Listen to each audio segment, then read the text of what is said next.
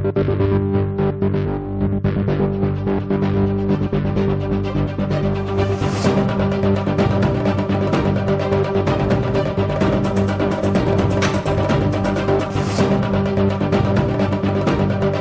right, my name is African FUJI and German's Wanted Company.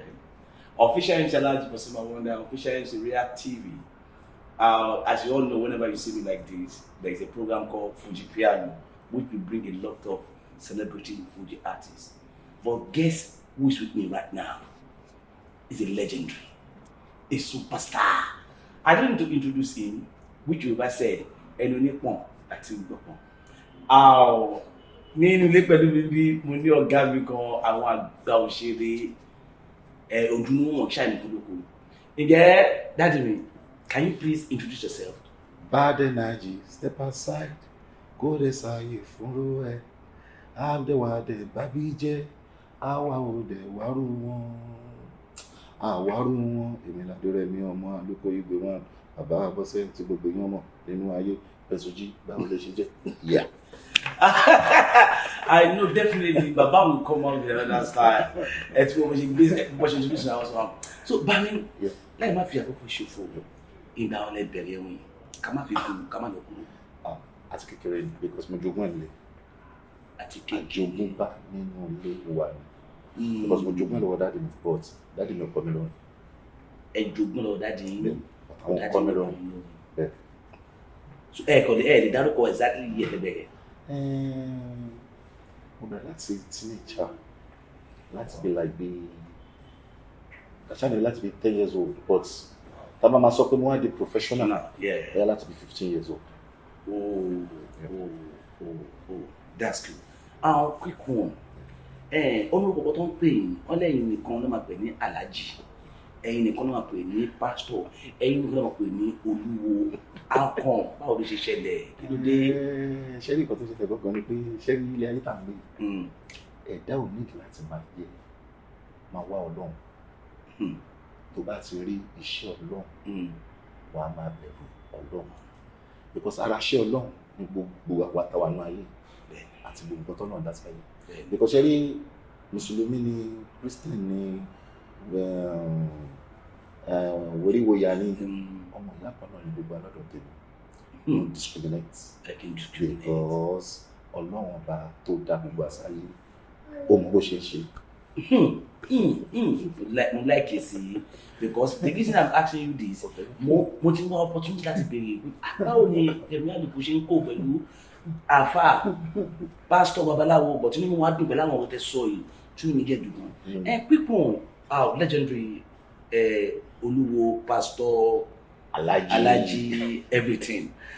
Báwo lẹ ṣe maintain ohun yìí style tẹ́ fi ń kọrin? Báwo lẹ ṣe maintain ẹ di level tẹ́ wà yìí, level tẹ́ bá dé? Number one, máa kọ́kọ́ fi ògo fún Elédùmarè because Elédùmarè lọ́ba tó ní gbogbo.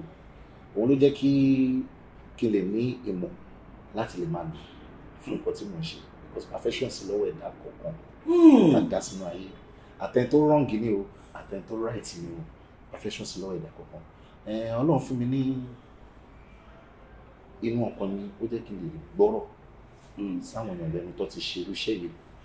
Number one, mi kì í mọ mi tútù mọ́ láti be over 20-something years now. Ẹ kì í mọ mi tútù for the past 20 years. 20-something years. Mi mọ mi tútù. So because ìgbà tí mo fẹ́ bẹ̀rẹ̀ iṣẹ́ yìí, mo rí èèyàn kan tó try láti ta mí lólobó pé iṣẹ́ orin ẹni tó bá ń ṣiṣẹ́ orin gbọ́dọ̀ máa mọ̀ ọ́ tútù. So Ọlọ́run wá fún mi ní ẹ̀mí ọkàn láti lè gbọ́ because tọ́lọ́run mo lè gbọ́ tọ́lọ́run bá fún mi lẹ́mí ọkàn láti lè ṣe kíni láti lè mú lò ẹ gbàgbé ẹ̀ so Ọlọ́run gbogbo nǹkan. Alhaji pastor olúwo Remi Aluko Igwe wọn láwọn ní FUJI ó dìgbà tó bá yẹ lọ mú nǹkan ẹlòmíràn ṣe jẹ́ mú gbogbooro gbé papọ̀ mọ́ṣẹ́ sí àwa lákínní burúkú yìí náà eruku láyé wó yìí pé tẹ́lẹ̀ ìgbà tí ṣe báyìí kò kí ní strength láti lè kọrin báwo lè ṣe é ṣe tó kún fún ilẹ̀ kọ́. Mo kọ́ tó ṣẹlẹ̀ everybody ló ní nǹkan tó máa ń fún ní inspiration. Ṣẹlẹ̀ mọ́ pé a máa ń pe kíní kan ní street of hard knock. These streets will belong to apá ibìkan. Ibi tẹ́mi belong sí mi ní mọ́mọ́ bẹ̀. Ó pè ní pẹ̀lú inú mi, pẹ̀lú ìwà mi. Àti ẹjọ́ ẹ má máa pè mí ní Igwe 1 mọ́, Igwe 0. Igwe 0. Kí ló dé? Padà fún mi. Ẹ má bínú, ṣe mọ̀ pé 0 tẹ̀lé yìí, a máa disrespected gan. Ẹ bá dẹ̀ lọ wo gbogbo nọ́mbà láyé kí nọ́mbà tó bẹ̀rẹ̀ kí ló kọ́kọ́ bẹ̀rẹ̀ nọ́mbà 0. Ẹ má bínú tí a bá tún wá rí pé kò sówó nínú àkáǹtì wa wọn láyé àwa yìí kí ló máa bẹ̀ ọ̀rọ̀ yìí. 0. Another name has been added to Pastor Oluwo Igwe 0. Igwe 0, not Igwe 1 no more. Okay, Bami Igwe, is there any reaction? Bella yàtí fancy nígbà tí a bá lórí stage. Ṣé ó ní unexpected reaction kan? We're living in a crazy world.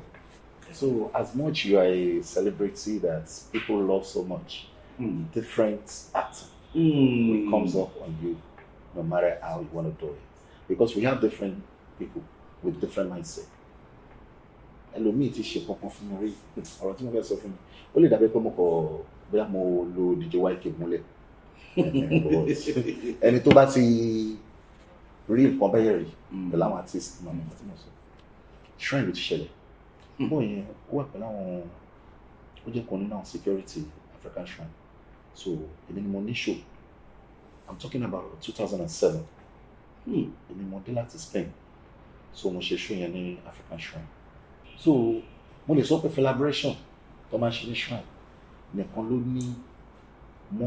ní crowd tó ju èrò yẹn lọ́jọ́ tí mo sọ yìí níyẹ̀ tí mo sọ yìí so bọ́ yẹn ó jẹ́ kan nínú àwọn security táwọn shrine tó bá wa gbà because àwọn aláṣọ fún security ẹ mọ̀ pé bí mo ṣe wọnú ibi tá ti fẹ́ ibi tó pè lè bí àbí dressing room nínú shrine bọ́ yẹn kọ̀ rí mi ni ẹni bí lè pé ó kó dé kó náà pé kí ọkọ̀ fẹ́ fún mọ́ni kò ráyè fún mọ́ni gbogbo tó náà wà lára security ẹ mọ̀ pé bọ́ yìí dẹ̀ jọra ẹ̀ mọ́lẹ̀ gbàlẹ́ kan náà tó yẹ pé orí ẹ̀ lálẹ̀ tẹ́jẹ̀ ẹ̀ yọ tó dẹ̀ pariwo rẹ̀ ní àlùkò mo rí ẹ lẹ́yìn èmi kan fún ara mi sọ̀rọ̀ mọ́ mi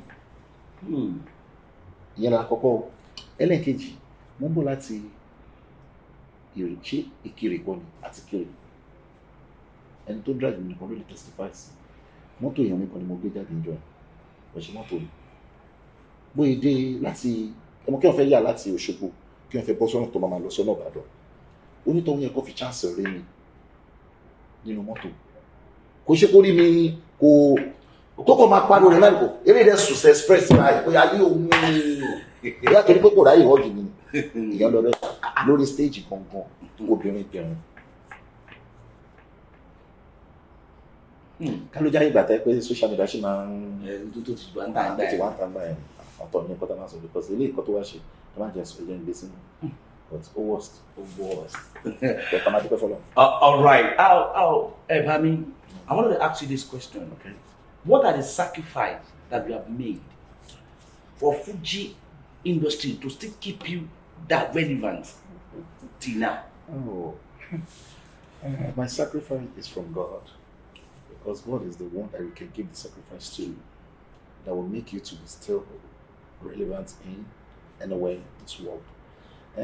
Sacrifice mi mo kọ́kọ́ follow on ba because mo ní kọ́ lóun jọ kó ṣàánú mi kó ṣàánú iṣẹ́ mi kó jẹ́ kí iṣẹ́ mi kó má dàbí ẹ̀fọn létí àwọn èèyàn àwọn ló wá fún mi ní àwọn ìmọ̀ àti òye tí mò ń lò tí mo fi lè ṣe kíni tí mo fi lè gbé iṣẹ́ mi ní àrùdà but èmi gangan fún ara mi ò lè sọ pé nǹkan báyìí ni tí bá ní mo mọ̀ pé nǹkan báyìí ni Wow. It's only my fan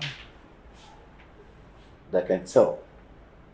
Nǹkan tí mo ń ṣe fáwọn tí mo fi táwọn fi keep me more relevant because tí máa ní ìbí lè máa sápá ẹ mọ̀ pé nígbà míì wọ́n máa sápá tẹ́ pé apá ìwọ̀n ní ṣe kí ni kò ní jẹ́ tọ́lọ̀ bá wà lóun wà bẹ́ẹ̀ àwọn ajẹ́kápá tó ń lè má sápá ajẹ́kápá ẹ̀ máa ṣe kí ni kó máa jẹ. Òun ní sacrifice yín fún Ọlọ́run ọba.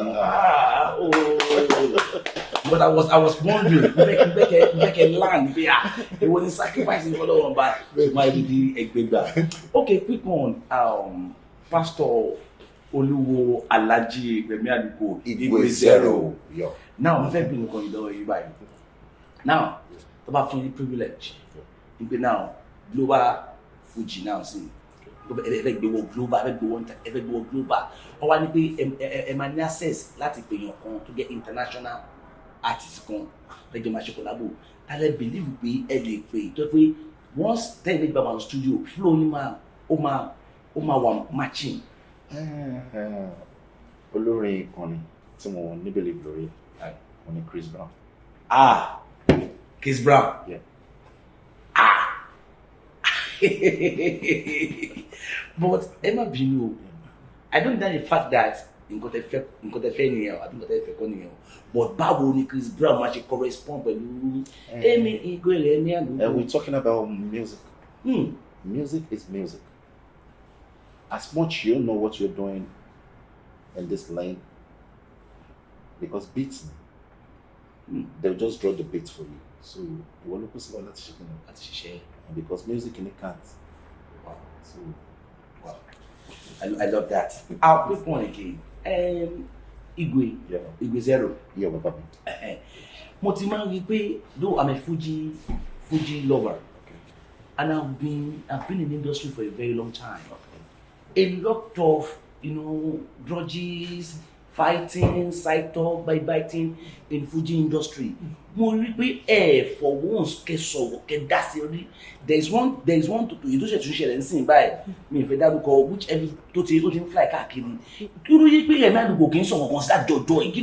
Is there any secret behind this? No, there's not a secret. Secrets for to have benefit. So let's take it. All my things are about money. Dough.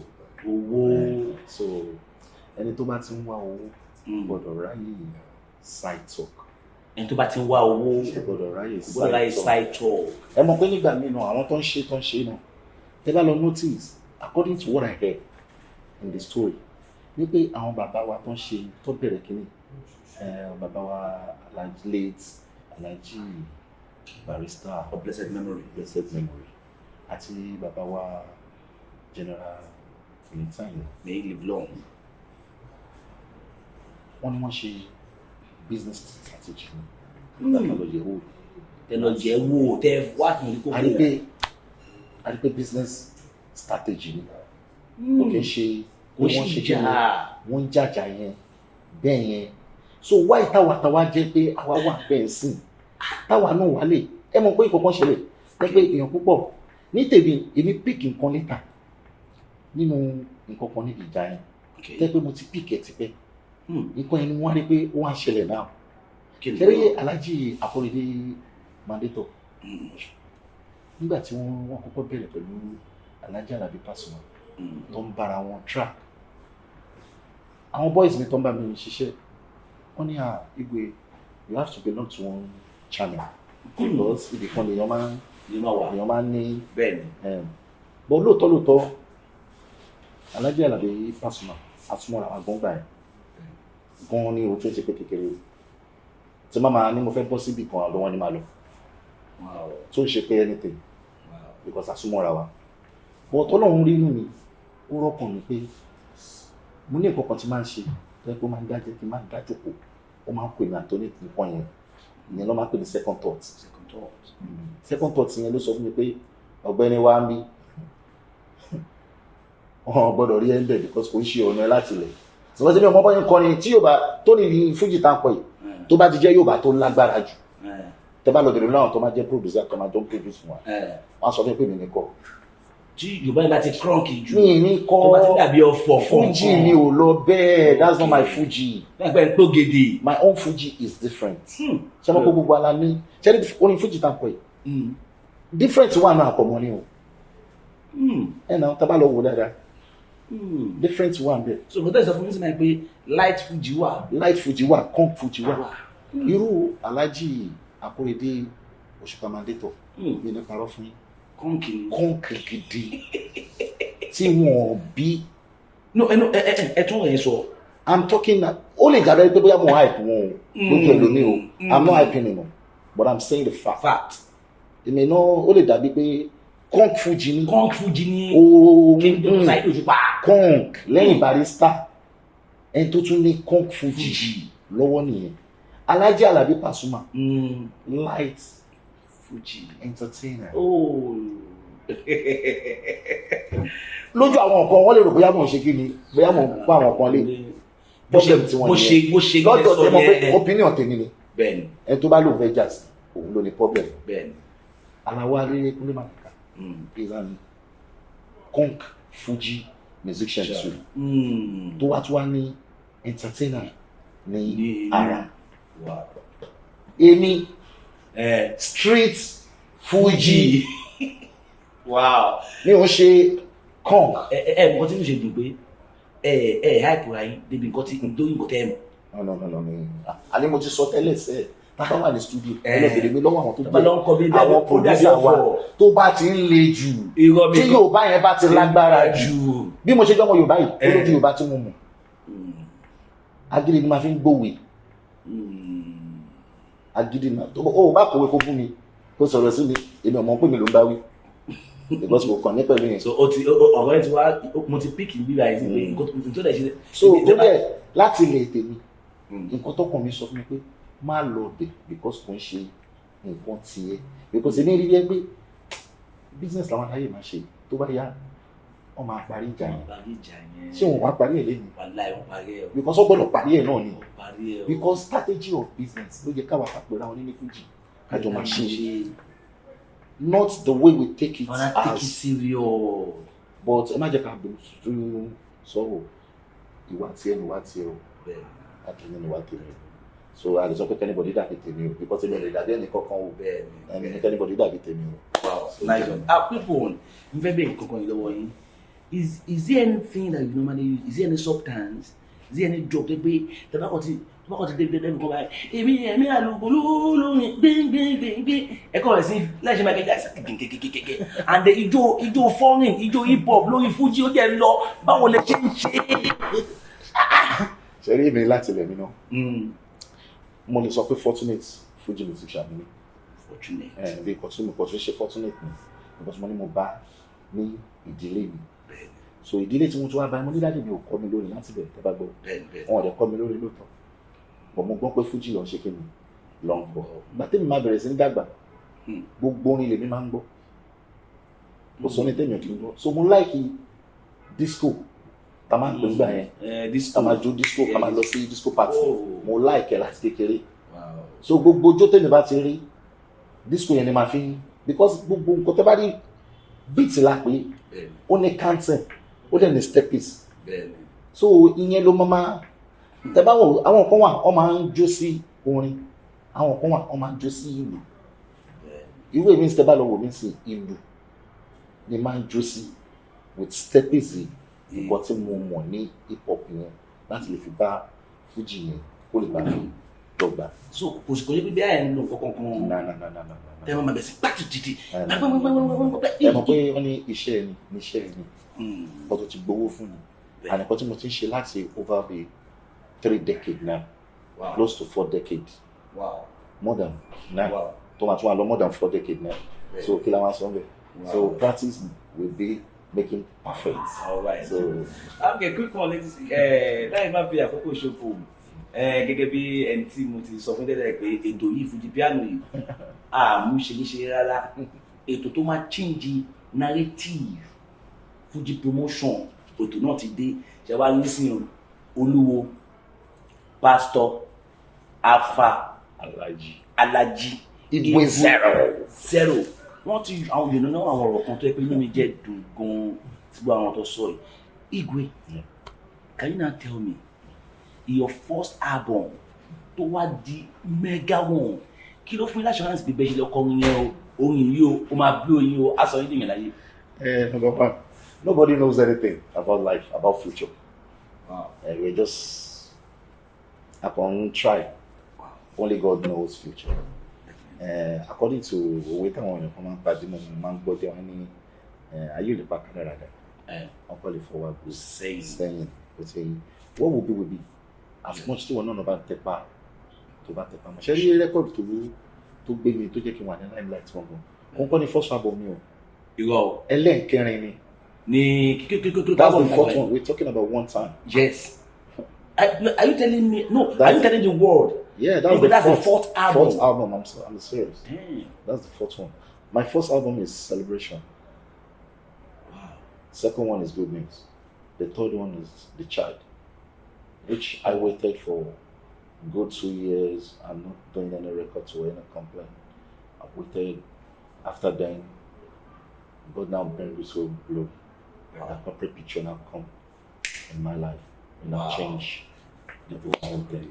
Wow. So kudos. And may God bless corporate picture always every day. Today the create my love. My share you. My faith to me shadra from corporate Alhaji Abdullah Rastak. Corporate picture. Baba Dami corporate picture. So my one for you know to be shadra from Ria Entertainment. Because Ria now is the one that is giving us the support definitely that we needed in this FUJI industry. I will not lie to you. It's not because I know him and I've met him or no. Say that I want by me.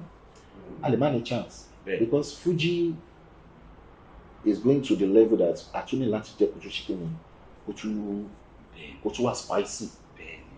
And spicy ni level kọta wọn kan ṣe tó fi control tó fi create gbogbo àwọn level mi tẹ́mi bí lè pé tó bá jẹ́ pa lè wọnú ara wa dáadáa àpẹẹrẹ wa dáadáa ṣàkíyèsí one-on-one is allowed one-on-one is allowed okay lẹ́yìn ẹ máa wọn kàn sí ṣé mo pé tó máa fi kú wọ́n máa sọ̀rọ̀ Davido àti Wizkid ní hip hop ní hip hop méjì lọ́wọ́ máa mú lọ́wọ́ máa fi wọ́n máa fi bára wọn kú ó ti yé yín so bóyá ìṣẹ̀lẹ̀ gangan yẹn ní láì so àwọn gbogbo olórin láti orí Alhaji Àtàwẹ́wẹ́ ni Alhaji Àkàndé Abbas Paramount TV ni Alhaji Taye Currency ni gbogbo ẹni tó kọ fún Alhaji Ṣẹ̀fí Àlàó Adékúnlé Bàbókò Alhaji Ṣínà Àkànní Alhaji Rashidi Ayinde Mérégé gbogbo àwọn tó wà láti tẹ́jọ́ bàbá wa lọ́jọ́ pọ̀ FUJI rí mo fàsìkò yìí pẹ̀lú gbogbo wọn látòrí bàbá wa Barrister tó lọ́wọ́ kọ́kọ́ ṣe fáńdà ni wọ́n tún wá fàsìkò yìí náà dúpẹ́ lọ́wọ́ dáàdì tèmi náà ìbọn dáàdì tèmi náà ṣe kí ni ọkọ̀ FUJI yìí náà ọkọ̀ lè má lórúkọ bí àwọn bàbá yẹn nígbà yẹn ọ̀dàwà náà ti ń jẹ́